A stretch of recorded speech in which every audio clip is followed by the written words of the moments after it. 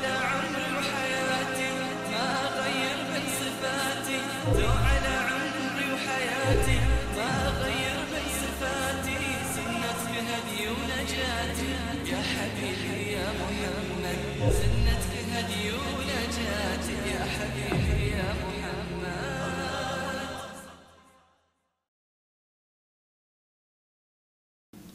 الحمد لله وأزكى الصلاة والسلام على رسول الله وعلى آله وصحابته ومن والاه.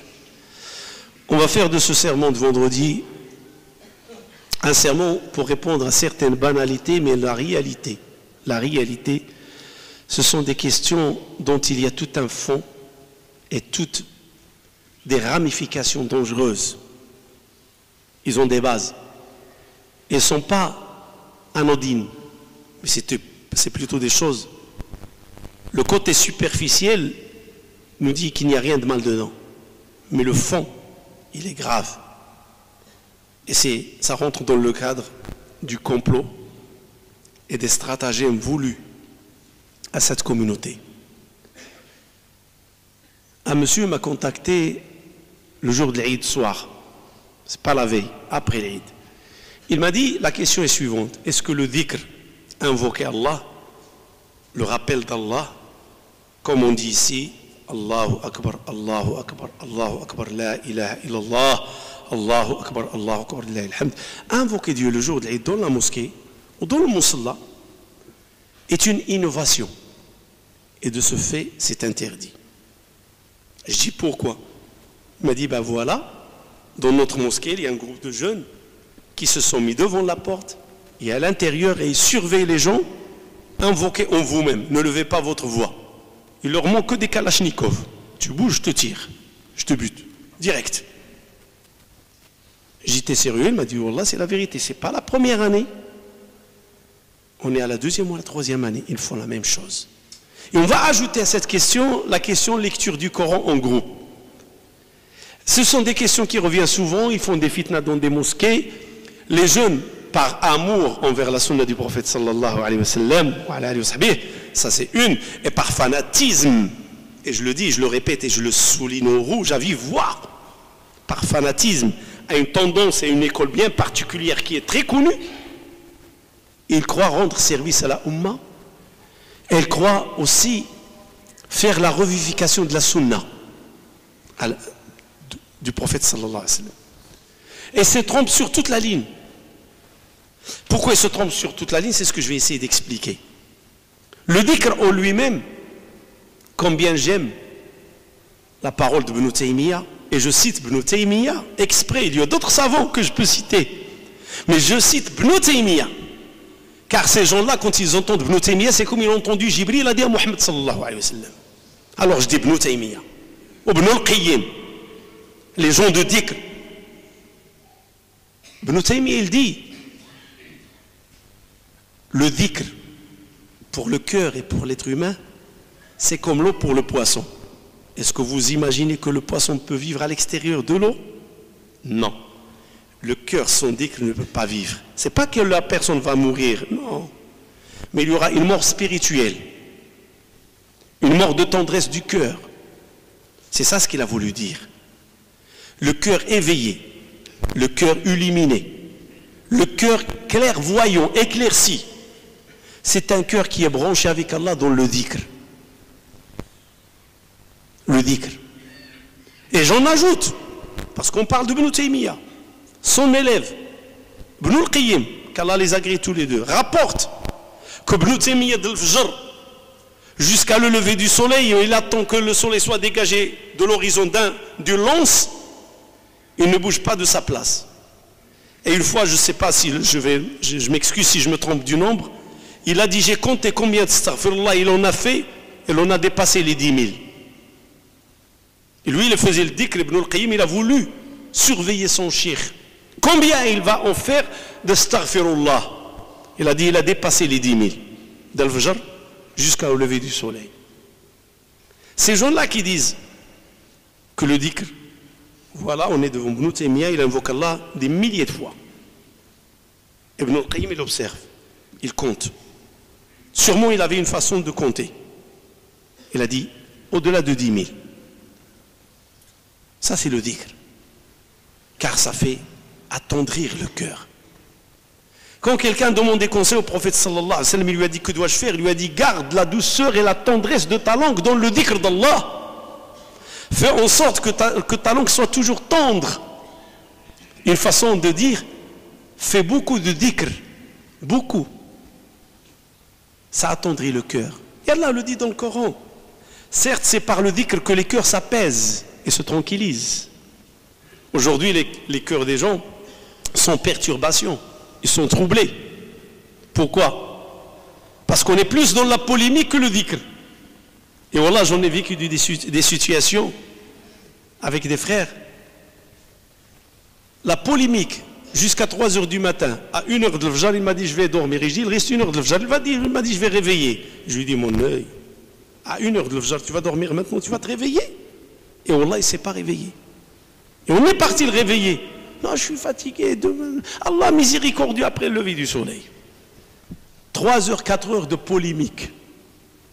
Il avait toute la force à dépenser son temps dans la polémique.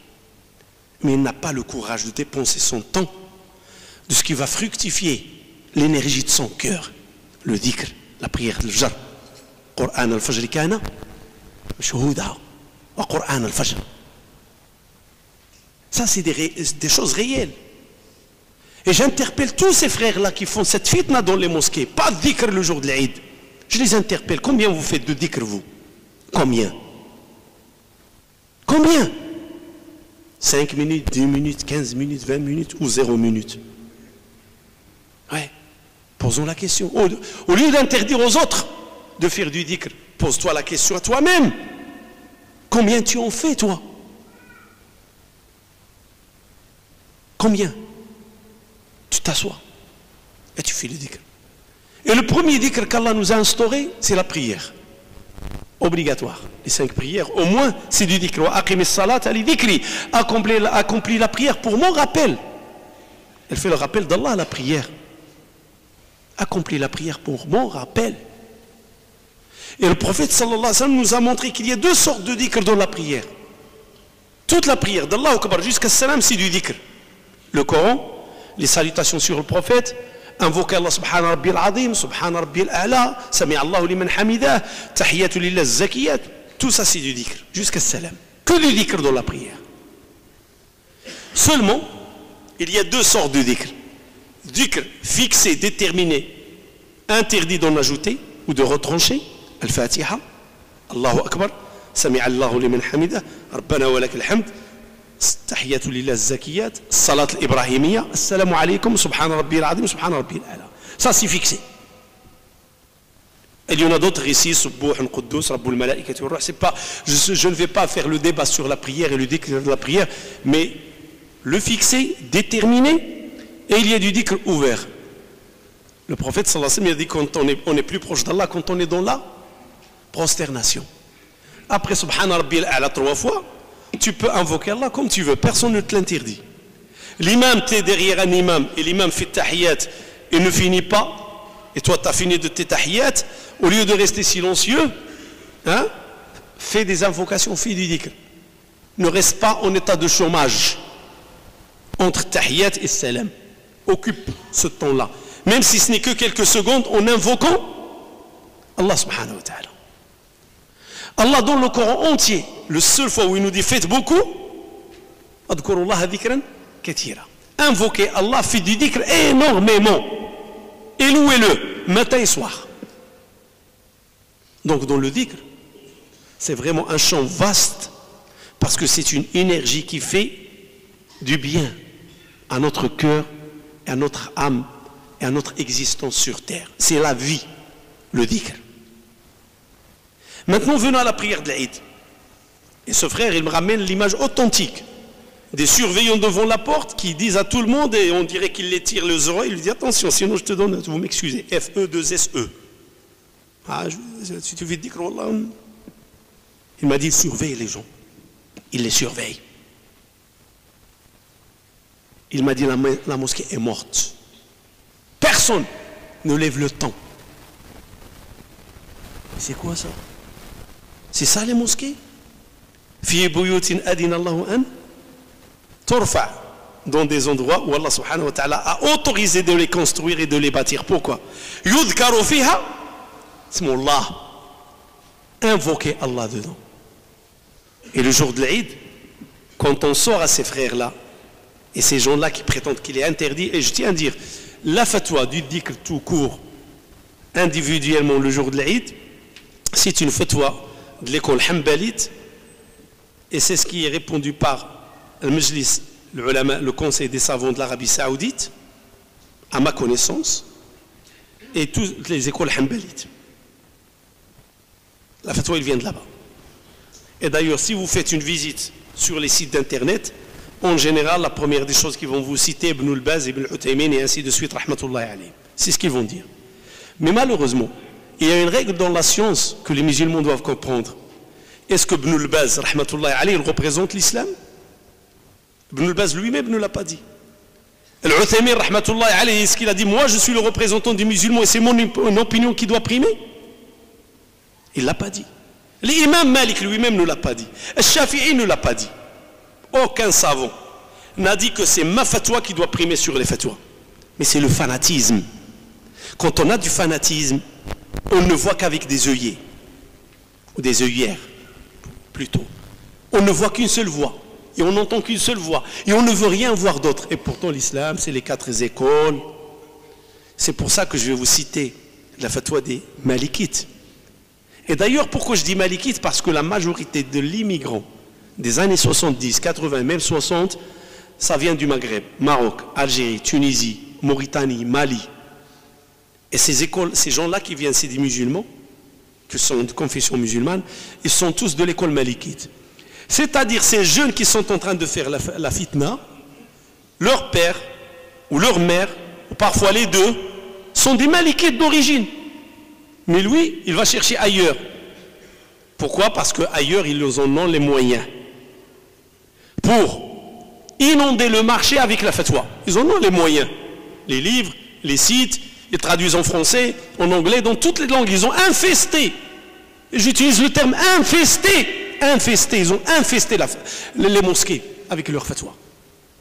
Et comme les jeunes, il y a une soif du savoir, je le reconnais. En français, ils n'ont pas de référence. Il n'y a pas une bibliographie solide en français. En anglais, certes. Mais en français, il y a un manque. Qu'est-ce qu'il trouve, le jeune? Sincère, mesquine. Ben, des livres qui viennent de l'Arabie Saoudite. Des livres, bon, gratuits, tiens, comme du pain au chocolat, ça part. C'est chaud, c'est. Elle va lire, une seule voix, et va dire, ben, c'est ça. La vérité. Non, c'est pas ça la vérité. Non. Les Malikites, qu'est-ce qu'ils ont dit? Le jour de l'Eid, si tu vas à la Musalla ou à la mosquée pour prier l'Eid, invoque seul, individuellement Allah sur ton trajet. Mais quand tu rentres dans la mosquée, invoque avec tes frères et sœurs. Pourquoi les Malikites? Les Malikites, c'est des nuls. Hein? Ils ne connaissent pas. Ils ne comprennent pas. Il n'y a que les autres qui ont étudié le Coran et la Sunna. L'imam Malik n'en connaît rien de cela. Incroyable. Et on sait que les Malikites, référence à l'imam Malik, l'imam Malik c'est qui? C'est le grand savant de Médine. Les Malikites ils disent, comme ça ils ont fait, seul sur l'itinéraire invoque Allah seul, voix basse, ni discret ni brouillon. Mais quand tu es dans la mosquée, invoque avec tes frères. Pourquoi? Parce qu'en invoquant avec les frères et les sœurs, il y a une harmonie. C'est beau à entendre. Et ça a du poids, et ça fait bouger les murs, et ça fait vibrer, donner des échos dans le ciel quand on est dans le Musalla. Et c'est ce qu'il a fait Omar Ayyam Tshriq Aminan. Et quand on leur dit Omar l'a fait, ils te disent Omar l'a fait pour apprendre aux gens. Mais les gens aujourd'hui, ils ont besoin d'apprendre plus qu'à l'époque de Omar. Quand on leur dit Omar a fait cela, comment vous expliquez l'acte de Omar, l'action de Omar, d'invoquer Allah subhanahu wa ta'ala d'Ayyam Tshriq, les jours de l'Eid, à haute voix, Allahu Akbar, à haute voix. Et celui qui rapporte le hadith, il dit les montagnes de Minen tremblaient tellement que Sahaba et les compagnons, ceux qui sont venus après, levaient la voix avec Allahu Akbar. On sentait la vibration de Minen. Ils ont dit Omar l'a fait pour apprendre aux gens. C'est qui ces gens-là? Les nouveaux arrivants dans l'islam. On va aller avec vous dans le même sens.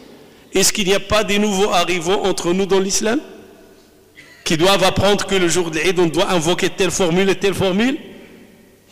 On doit étouffer les gens.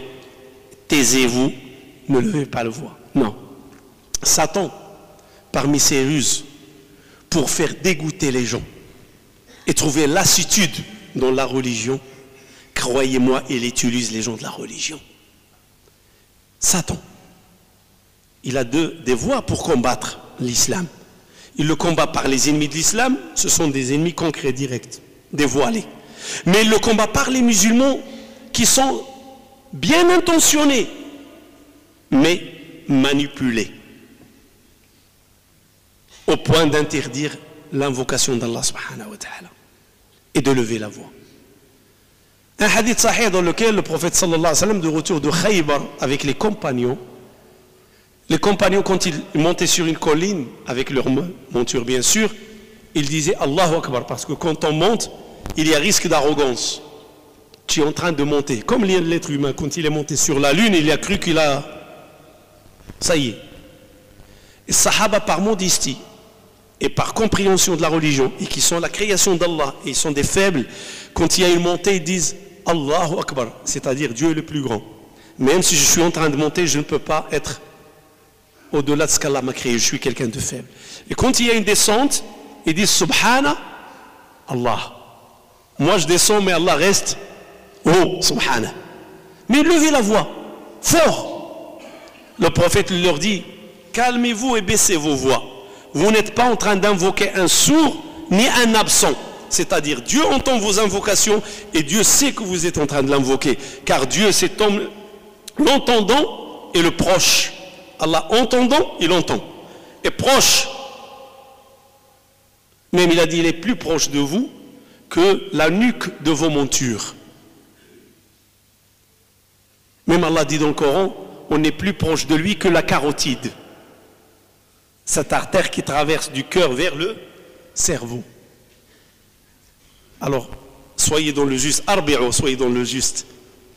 Ne soyez pas, ne faites pas trop de bruit, descendez. Il n'aura pas dit que chacun invoque en lui-même. Et que chacun garde le silence et fait les invocations à l'intérieur. C'est comme si tu dis aux gens, n'invoquez pas, croyez-moi. C'est une ruse de Shaitan. Faire beaucoup de contraintes pour pousser les gens à ne pas faire. Et d'ailleurs, s'il y a une chose qu'aujourd'hui qu'on trouve et de plus en plus on remarque, il y a trop de contraintes. Il y a des gens qui imposent la contrainte dans l'islam pour faire fuir les gens de la religion musulmane. Malheureusement, c'est ce qui se passe. Et ça, c'est voulu à travers une jeunesse sincère. Je ne les accuse pas dans leur sincérité. Wallah, je jure par Allah qu'ils sont sincères. Mais ils sont manipulés. Parce qu'ils ne vont pas dans le fond. Ils ne font que le geste du perroquet répété et vomir ce qu'on leur donne. Mais ils ne réfléchissent pas. Et d'ailleurs, c'est avec ces gens-là qui ne réfléchissent pas que les manipulateurs réussissent. S'ils trouvent devant eux un musulman qui questionne, non, pourquoi ça, il lui dit, ah, il n'est pas bon, disqualifié. Ils vont chercher quelqu'un qui ne réfléchit pas. Voilà la sunna. Et c'est comme ça qu'il faut faire. Rien. Tu lui parles, égaré, égarant. Étiquetage, fini. Tu sors de la mosquée, il te dit pas salam. Et tu lui parles, te dit, t'es un égaré, t'es un égarant. Deux qualificatifs qu'ils connaissent. Égaré, égarant. Parlez-leur et vous allez voir. Égaré, égarant. Qu'est-ce que tu as avec cet imam? C'est un égaré, égarant. Qu'est-ce que tu as avec celui-là? Égaré, égarant. On dirait qu'ils ne connaissent que cela. Bien endoctrinés. Et ça, ce n'est pas l'islam. C'est voulu pour détruire, déchiqueter. Vous savez, quand vous prenez un papier, vous le passez dans la déchiqueteuse, celle qui détruit les documents. Ben, il y en a qui prennent l'islam comme ça. Le complot voulu à l'islam, imaginez une feuille droite, A4 ou peu importe, A3, vous la mettez dans la déchiqueteuse, comment il va sortir? C'est ce qu'on veut faire de la religion musulmane aujourd'hui à travers les musulmans. La divergence dans les mosquées, la fitna dans les mosquées, et dans le cadre du din. Et dans le cadre du din, le prophète sallallahu alayhi wa sallam, il est passé devant Abu Bakr. Abu Bakr est en train de lire à basse voix. Personne ne l'entend. Et Omar de l'autre côté, il est en train de lire à haute voix. ils crient en lisant le Coran. Le prophète les interpellait tous les deux, venez. Pourquoi toi tu lis à basse voix, pourquoi toi tu lis à haute voix? Abu Bakr lui dit, moi, je suis en invocation intime avec Allah, avec le tout miséricordieux, Unaji Rahman. Invocation intime. Je l'invoque intimement, dans mon cœur, et c'est ce qui en est. Et Omar, toi, pourquoi tu lèves la voix? Je veux réveiller ceux qui sont en train de dormir et ronfler. Regardez la détermination d'Omar. Omar, je lève la voix pour ceux qui sont en train de dormir et ronfler, qui se réveillent, qui savent que c'est le moment de l'adoration. Et l'autre, Abu Bakr radiallahu anhuma, il dit quoi? Voilà ce qu'il en est.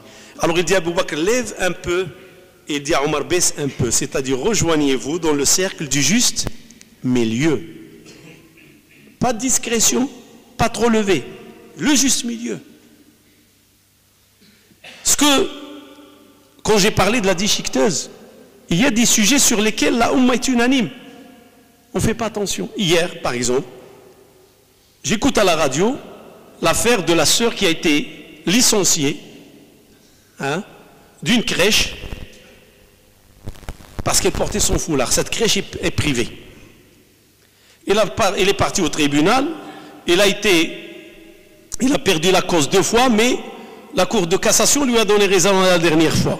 Comme quoi la crèche elle est privée, et dans le cadre privé il n'y a pas de laïcité, donc la personne a le droit de mettre son foulard, et le licenciement est discriminatoire. Le débat est lancé sur l'identité encore musulmane, et le foulard, et le ceci, et le cela. Cela ne me préoccupe pas. Ce qui me préoccupe, c'est monsieur l'avocat. Il s'appelle Malka ou Malaka ou quelque chose comme ça. J'ai senti en lui une certaine outrance quand il dit dans sa plaidoirie, il le dit aux journalistes, j'ai plaidé aujourd'hui pas parce que le procureur il veut confirmer le licenciement et comme quoi la personne, le licenciement était légitime. Il a dit j'ai fait la plaidoirie aujourd'hui pour la femme musulmane. J'ai plaidoyé pour la cause de la femme musulmane, pour la liberté et le droit. Quelle liberté quand on empêche une personne selon ses convictions de mettre le foulard, ou plutôt de porter le hijab? Parce que je ne veux pas limiter l'habit de la femme à un foulard. Quel droit de liberté, quelle égalité et quelle fraternité. Les 3 slogans de la France, quand on interdit à une femme musulmane dans un lieu privé de retirer le hijab, on lui dit retire, sinon tu ne travailles pas. Il a dit j'ai plaidoyé pour la femme égyptienne, tunisienne, libyenne. J'attendais qu'il va citer notre mère Ève, tellement qu'il en a cité. La religion qui veut opprimer, oppresser la femme. Ça, mon frère, voilà. Tu veux un débat. Tu veux parler et défendre ta religion. Ne viens pas me voir me casser la tête dans une mosquée, faire le dhikr à haute voix ou basse voix. Voilà ce qui se passe pour l'islam. Ta sœur musulmane dehors, ça va venir le moment où on va interdire à la femme. Vous savez qu'il y en a des voix qui se lèvent en Europe pour dire que le hijab n'a pas existé en Europe. Et celui qui est chez nous, qui doit accepter notre civilisation, notre mode de vie. Et que la femme musulmane doit accepter notre mode de vie. Et qu'elle retire son foulard. Voilà les vrais débats. Comme le débat qui s'est passé la semaine passée devant le Parlement à Rabat. Suite à une publication de Facebook, un jeune gamin avec une jeune fille se sont embrassés, ils ont publié ça sur Facebook. Ça fait un scandale.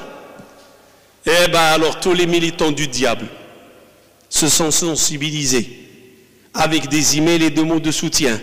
Un rassemblement devant le Parlement à Rabat, bouche à bouche devant les caméras du monde entier.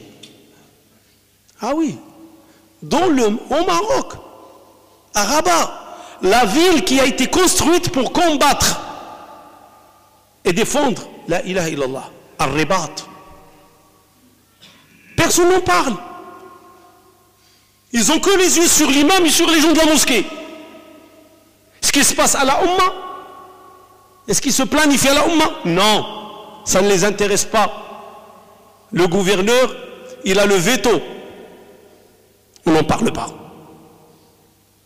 Vous savez, Napoléon, dans sa campagne de conquérir l'Égypte, et c'est rapporté dans l'histoire, Et c'est la continuité. Quand il est arrivé à port d'Alexandrie, avec ses bateaux et sa flotte, il y avait deux choses dans le bateau. Il y avait l'armée, une, pour combattre les résistants et pour instaurer l'état de Napoléon. Deux, il y avait les prêtres et les imprimantes. Pas les imprimantes laser. Les premières imprimantes apparues dans le marché. Napoléon, tellement qu'il a la pitié de la communauté musulmane en Égypte, qu'ils n'ont pas d'imprimante, il leur en a offert une pour imprimer le Coran. Détrompez-vous. C'est pour imprimer l'idéologie de l'Occident et la faire répandre au sein des Égyptiens. Et imprimer les fatwas qui font diviser, déchiqueter la Ummah au nom de l'islam. Imprimer et répandre et distribuer. Pour que lui, Napoléon, puisse garder les pieds en Égypte et laisser les Égyptiens se lutter contre eux.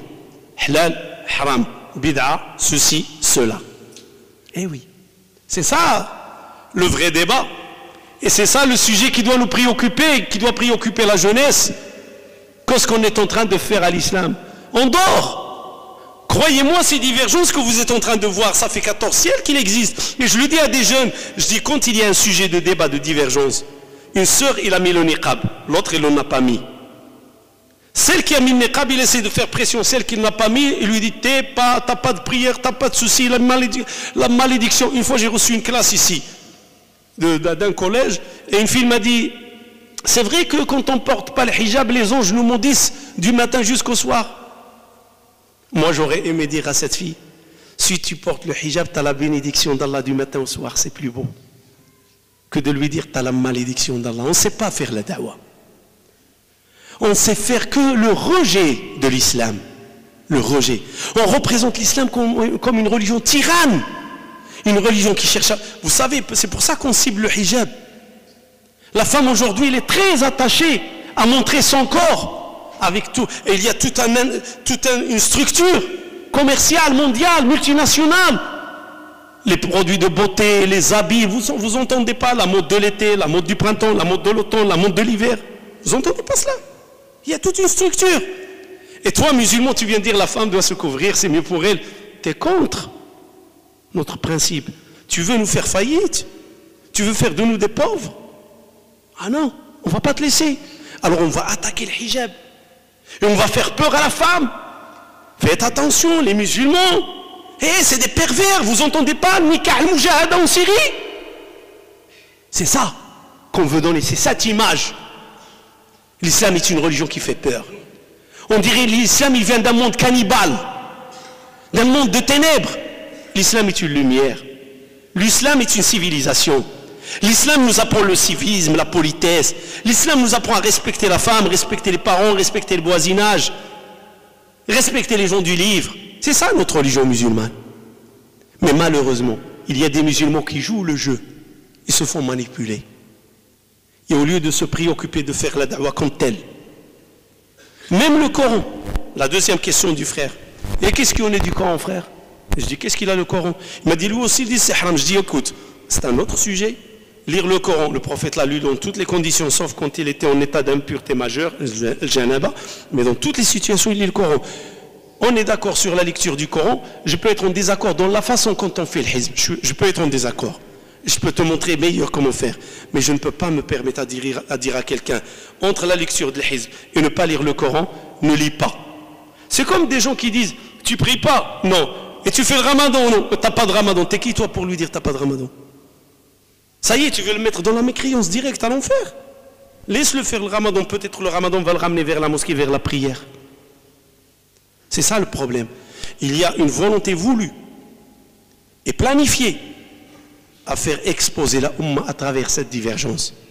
Mais malheureusement, des jeunes qui ont un potentiel à au moins réfléchir un petit peu, ils peuvent sortir de cette ignorance et comprendre l'islam autrement, que l'islam est une religion, une belle religion, et qui est venu pour l'univers entier. Aujourd'hui, ce que les musulmans, ils ont besoin, c'est montrer que l'islam vraiment est une belle religion. Ce n'est pas une religion qui fait peur.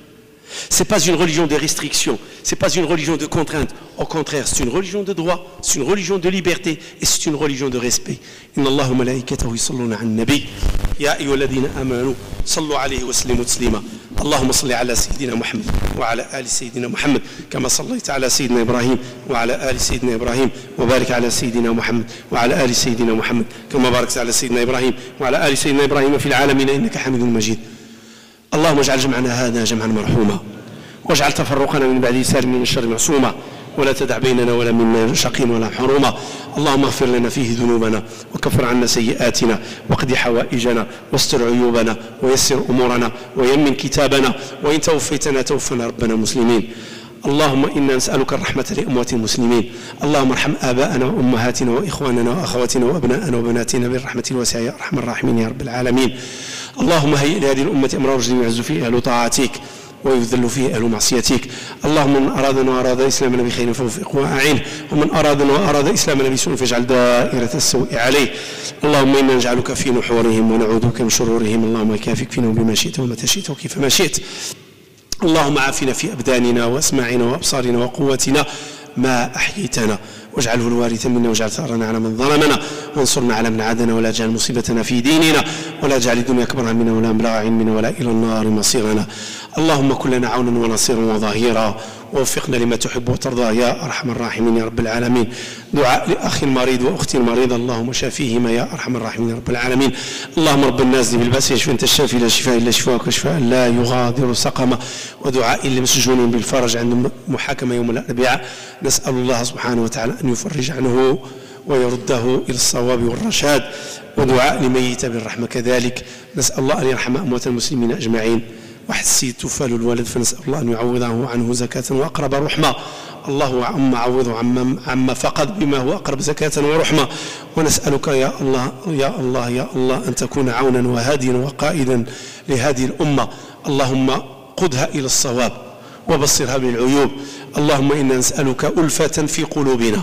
اللهم ألف بين قلوبنا وصفوفنا وكلمتنا وردنا إلى دينك ردا جميلا ورد الشباب والشابات المسلمات إلى الدين ردا جميلا وادم عليهم من سترك جميل. سبحان ربك رب العزة عما يصفون وسلام على المرسلين والحمد لله رب العالمين.